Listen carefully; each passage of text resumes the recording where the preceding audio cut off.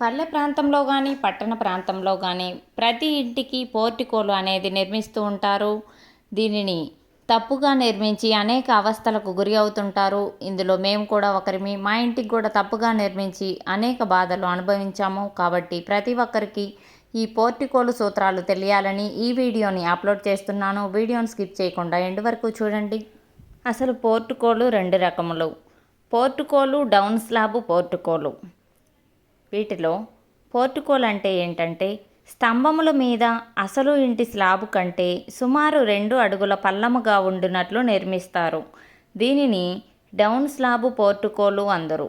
Down పోర్టికోలు వాలు వసారాల ఫలితాలను ఇచ్చును.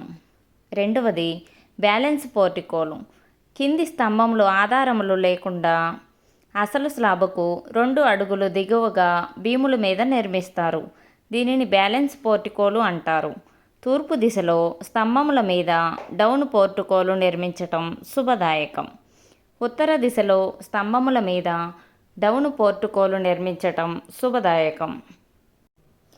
పడమర దిశలో స్తంభముల మీద డౌన్ పోర్టికో నిర్మించుట మంచిది కాదు, అశుభదాయకం.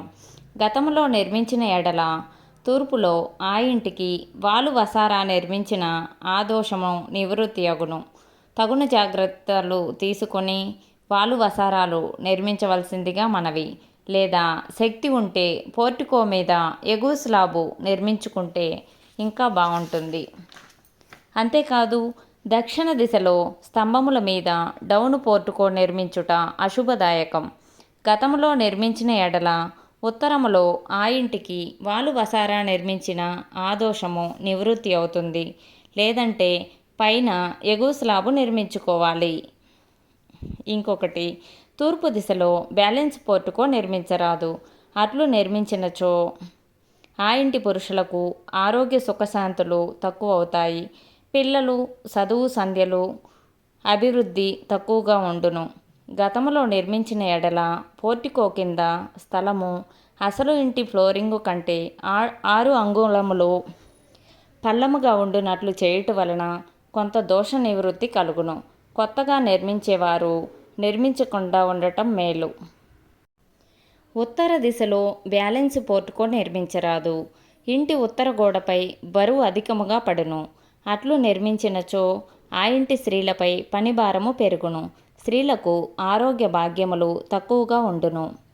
ఆ ఇంటి ఆడపిల్లలు దురదృష్టవంతులు అవుతారు. సిరి సంపదలు, స్థిరాస్తులు అభివృద్ధి కుంటుపడును.